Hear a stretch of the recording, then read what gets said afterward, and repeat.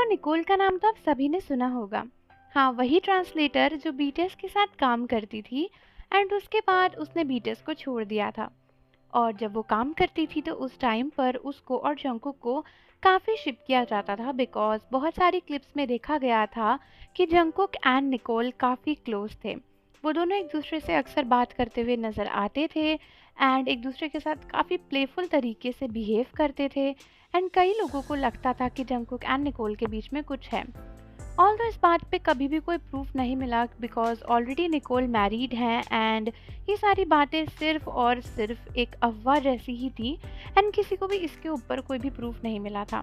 लेकिन अभी रिसेंटली वापस से जंकुक एंड निकोल की शिपिंग बहुत ही ज़्यादा फेमस हो गई है जब से निकोल ने वापस बीटीएस को ज्वाइन कर लिया है एंड इसके पीछे की बैक स्टोरी सुन के आप सरप्राइज हो जाओगे। काफ़ी टाइम पहले निकोल ने बीटीएस की जॉब छोड़ दी थी एंड जब जॉब छोड़ी थी तो यही बताया गया था कि निकोल को काफ़ी अच्छी पोजीशन किसी और कंपनी में मिल रही है जिसकी वजह से उन्होंने बिगिट को छोड़ दिया। हालांकि कई लोगों ने कहा था कि शायद निकोल ने बीटीएस जंकुक की वजह से छोड़ा बिकॉज उन्हें कंपनी से निकाल दिया गया था, उनके एंड जंकुक के बीच में कुछ था इसलिए। ऑल्दो इसका प्रूफ कभी मिला नहीं एंड किसी को भी कुछ पता नहीं चला, लेकिन फिर भी कुछ कॉमन पार्टीज में जंकुक एंड निकोल को साथ में देखा गया था।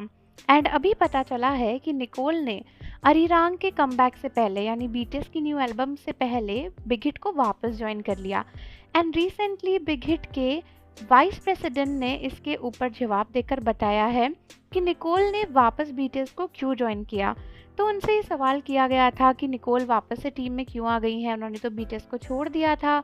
तो उन्होंने आंसर देते हुए कहा है कि निकोल को वापस बीटीएस में बुलाया गया है बीटीएस मेंबर्स की रिक्वेस्ट पे और बैंग सीयू की रिक्वेस्ट पे।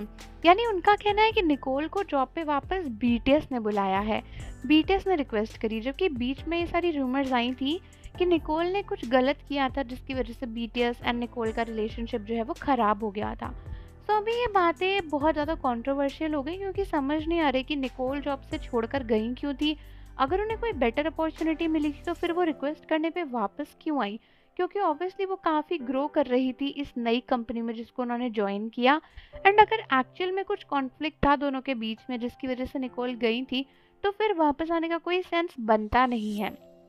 एंड क्योंकि वाइस प्रेसिडेंट ने ये वर्ड्स कहे कि बीटीएस मेंबर्स की रिक्वेस्ट पे वापस आई हैं, तो कई सारे शिपर्स जो पहले जंकुक और निकोल को शिप करते थे वो वापस से शुरू होकर बोलने लगे कि जंकुक ने रिक्वेस्ट करी होगी निकोल को वापस बुलाने की एंड इसलिए निकोल आ गई बिकॉज उनके बीच में कुछ है।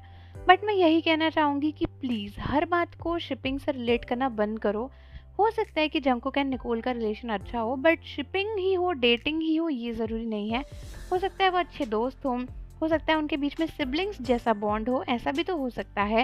एंड इसीलिए शायद बीटीएस ने रिक्वेस्ट करी हो एंड वैसे भी निकोल बीटीएस की ट्रांसलेटर बहुत सालों से थी, तो हो सकता है कि किसी बेटर अपॉर्चुनिटी के लिए वो चली गई हो बट बीटीएस चाहते हो कि वो वापस आ जाए बिकॉज हो सकता है उन्हें कोई नया ट्रांसलेटर अच्छा नहीं लग रहा हो एंड निकोल के साथ उन्हें अच्छा लगता होगा।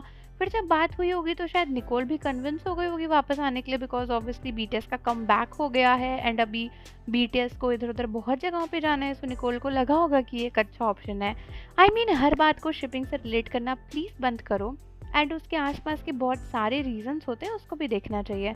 मुझे नहीं लगता कि निकोल एंड जंकुक के बीच में कुछ है क्योंकि निकोल जंकुक से काफ़ी बड़ी है प्लस वो मैरिड है। ऐसा किसी लड़की को ज़बरदस्ती जंकुक के साथ शिप करने से आप उस लड़की की भी इंसल्ट कर रहे हो एंड जंकुक की तो कर ही रहे हो। व्यूज़ बताओ अपने कमेंट में कि क्या आपके हिसाब से जंकुक एंड निकोल के बीच में कुछ है। और जाने से पहले चैनल को सब्सक्राइब कर लो, बेल आइकन प्रेस कर दो। मिलते हैं आपसे अगली वीडियो के साथ।